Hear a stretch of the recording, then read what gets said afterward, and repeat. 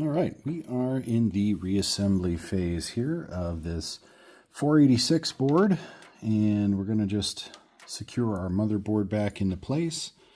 I'll have to try and work with this camera mount here a little bit, but hopefully you can see the gist of what we're doing here. Basically going to go through and reattach the mount points. There's not too many on this board, which is frankly kind of nice because some of the modern motherboards, I mean, they're all relatively the same mounts, but they do get to be a little taxing sometimes with the ATX placement. So these older boards, a little more straightforward, a little simpler. So let's go ahead and get it into place now. One thing I did think was kind of cool is there's an I/O shield on the back of this board, which a lot of the older boards that I have don't have an I/O shield. So that was a bit of a surprise when I took this board out. I assume that that was probably more common than I'm familiar with, just because, you know, I only have so much experience with these back in the day. And maybe it was just a brand type deal versus like a case built for a motherboard that, you know, didn't need the I/O shield and or, you know, the old DIN connector systems that, you know, really only had the one connector. So that being said, just an interesting observation really with this board. Nothing too earth-shattering there. So I'm just going to hold this in place while I sink the first screw just to make sure we get appropriate spacing and that we're not grinding the board at all connecting these fasteners. All right, the first one in. I know that was off camera there, but hopefully you can understand what I'm doing. I just wanted to get one there. I know it's not the most exciting thing, but we'll go ahead and sink these down into place as best we can. Again, everything kind of shifts because of that I/O shield. So these really do have this board under some pressure to keep it into place, which, you know, neither good nor bad. I didn't see any stress on this board when I took it off, so it's not like, you know, the little I/O shield there is adding too much back pressure on the board where I'd be concerned with kind of a natural wear and tear or anything, but everything looks good and cleaned up very nicely. Again, this board almost looks brand new, really. And other than the one, you know, tiny repair here, it's really in great shape. So I will spare you the rest of this. I know this is kind of a static camera fix. If anybody has a suggestion for camera mounts, I use my cell phone to film this, but if you have any suggestions for a better apparatus, I have one of these little flex mounts things, and I don't use it often because obviously I don't really care for it. It doesn't seem to do the job. So any ideas out there, appreciated. Drop them in the comments. Okay, so we got a couple things in here. Power supply went in great, looking fantastic. We got the power hooked up. Again, if you're reinstalling one of these old school power supplies that are not keyed, remember where your orange wire goes. Take a picture of it before you take it off the old board when you clean it. We got our modem cleaned up and success. We did not break any of the plastic risers. Riser card all nice and clean. It wasn't very dirty to begin with, but now it's back in place, and we'll just keep going here and get the sound card going. And oh yeah, and our lever here for the power button does work just fine. So hopefully once everything's back on, it'll continue that way. We'll find out. And we'll just keep trucking along. We'll get a couple more components in and then get an update.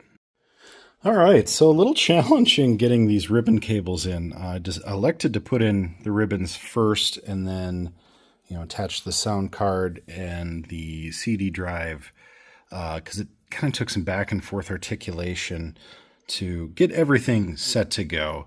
Now it's just a matter of getting our floppies back in and our hard drive. And remember, those are on brackets, so we'll get those brackets installed and pretty much be wrapping up here pretty quickly and seeing if this one boots up and powers up the way it should.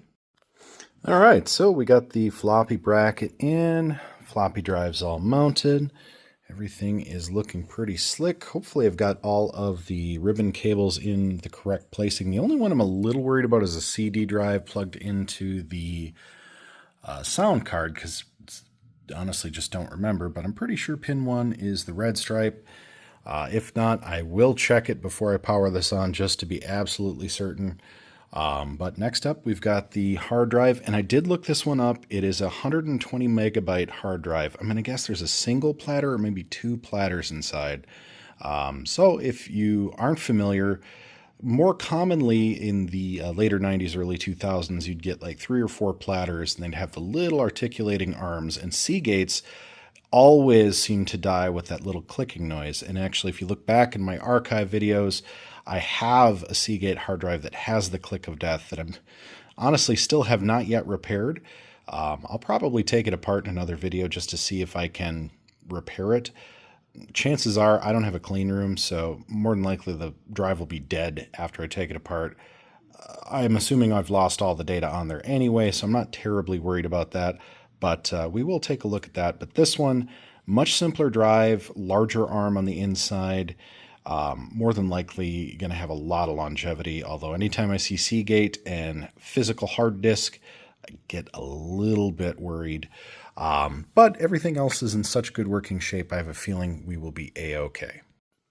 Okay, we are fully reassembled. The stiffener is in and nice and tight. Cable management looks about like it did before. Again, just going to double check that all of my cables are put in correctly. Highly recommend that if you're taking one of these apart to clean them and you're not a total expert, and I would not count myself among total experts, I know a little bit, but I always know enough to double check and make sure that I've aligned the correct pins, so ground to ground, all that kind of thing.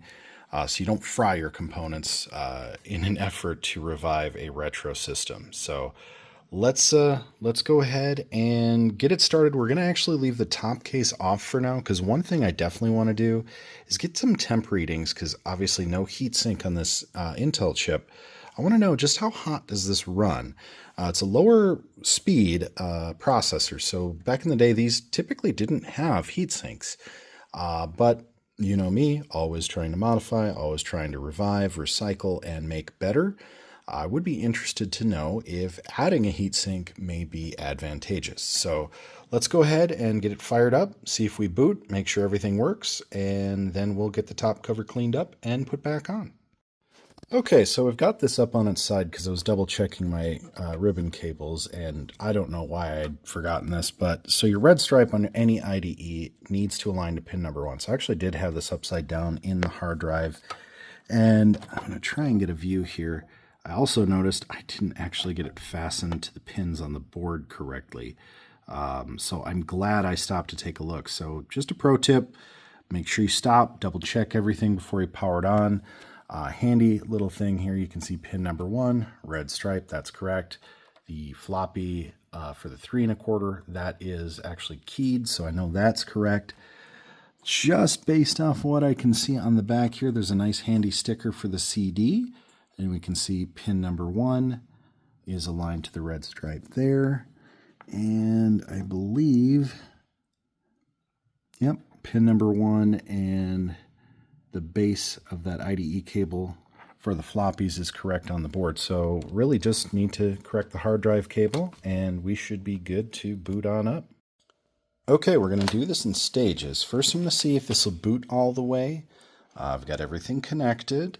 And then the next step will be letting it run for a little bit at Windows so we can get a temperature reading of what this does just in idle. Again, we're running 3.1, so curious to see exactly what we get here from the system for a temperature reading. Also going to take a look at sound card, try and get a reading on the video card underneath, hard drive, and just get general temp readings throughout.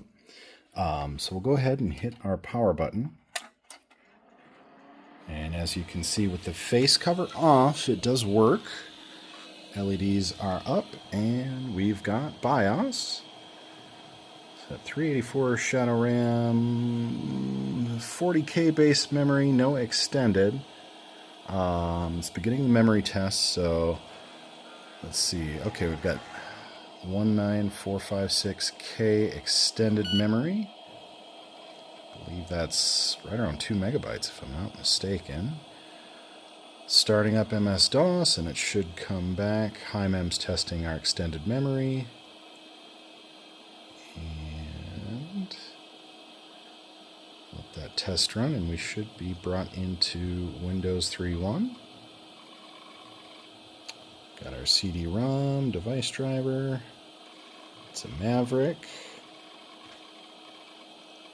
And we're coming through the usual DOS run-up. There's our Windows 3.1.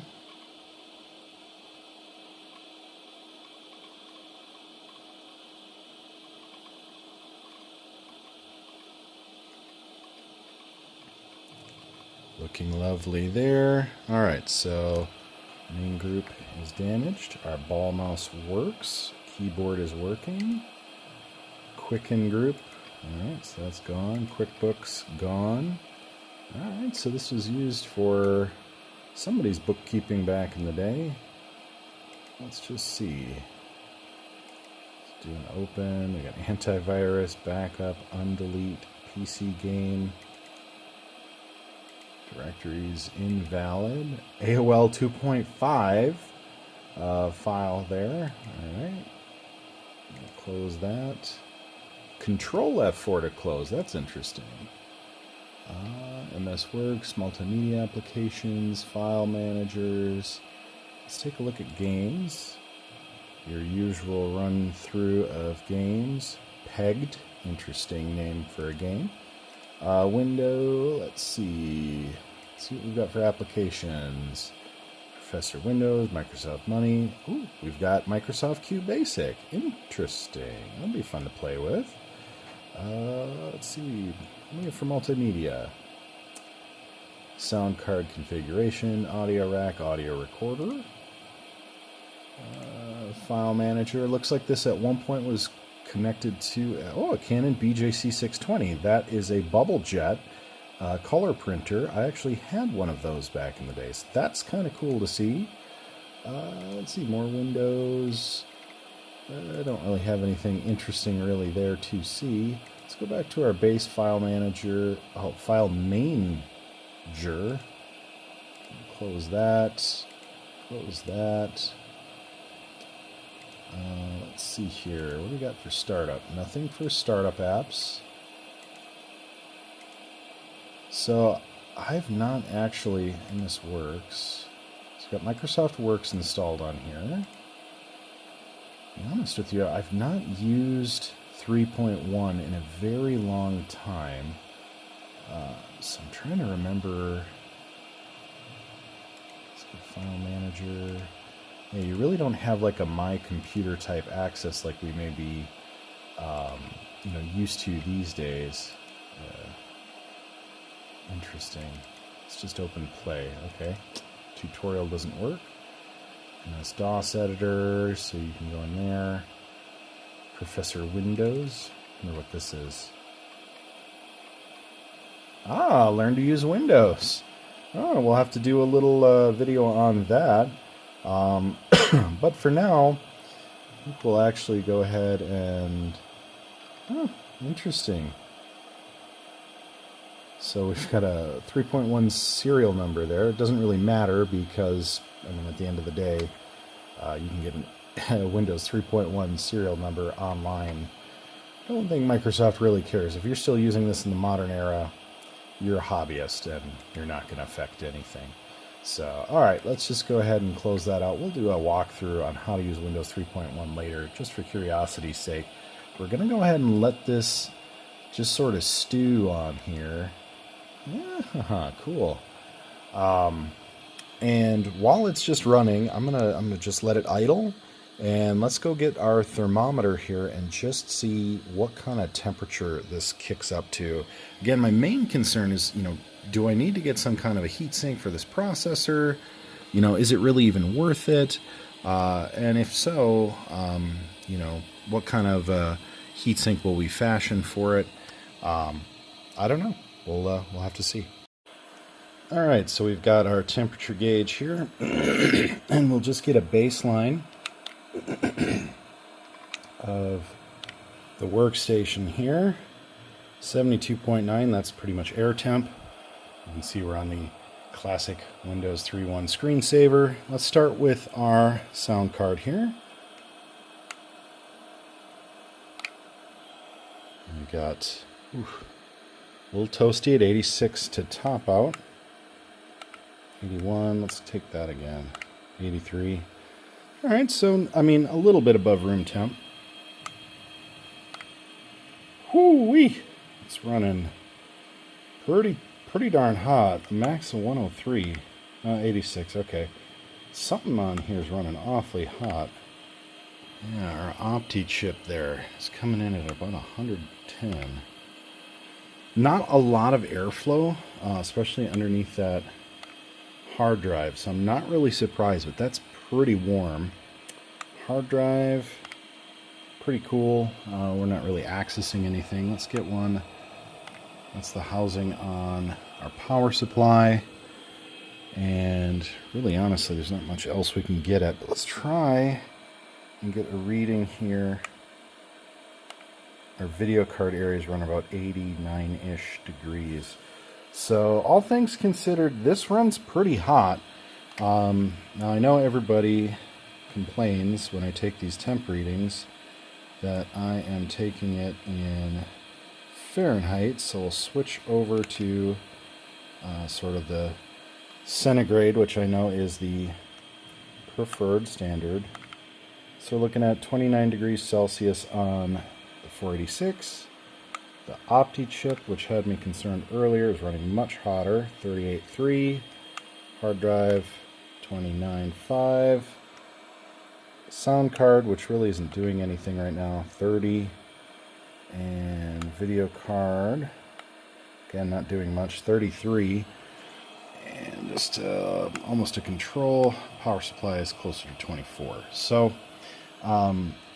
these older chips, they do run hot. I mean, that's just normal.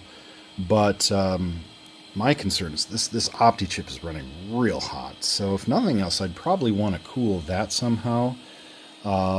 There's really not great ventilation here, although we have this little bracket which I could maybe modify or utilize in some way to put a fan in here. Unfortunately, there's not really going to be any kind of pass-through in terms of airway, but I mean, really anything would help, even if I zip-tied like a fan to this, just to keep the air moving, I think would be beneficial. So if anybody has any, tips or tricks in terms of cooling these chips, particularly underneath the hard drive there, that's gotta be, just a terrible place. It's probably why the ventilation is so low, but at least that'd be something. I suppose if I had a fan blowing directly down from the stiffener, we'd be coming down pretty much right over the processor, and we'd hit both Opti chips there, and we'd probably be getting the memory a little bit. It'd be better than nothing. I could maybe modify the top of the case to include a little fan bay, but again, trying to keep this as original as possible. So we'll go ahead and get the clamshell cover back on. My biggest concern is really we're in ambient temperature, and that's what we're getting for readings. And this is not like we're benchmarking or anything. So basically no load. Again, we're looking at a processor temp. Right now, just an idle 39.7 top. 36.4 on the Opti, which is actually, 36 there. So, it's got a pretty decent heat kick out. Again, these weren't really designed to have any kind of heat paste or power sink, or heat sink on them. Not a ton of power draw, but I want to keep this running for as long as possible. So, going to look into some options to keep it cool.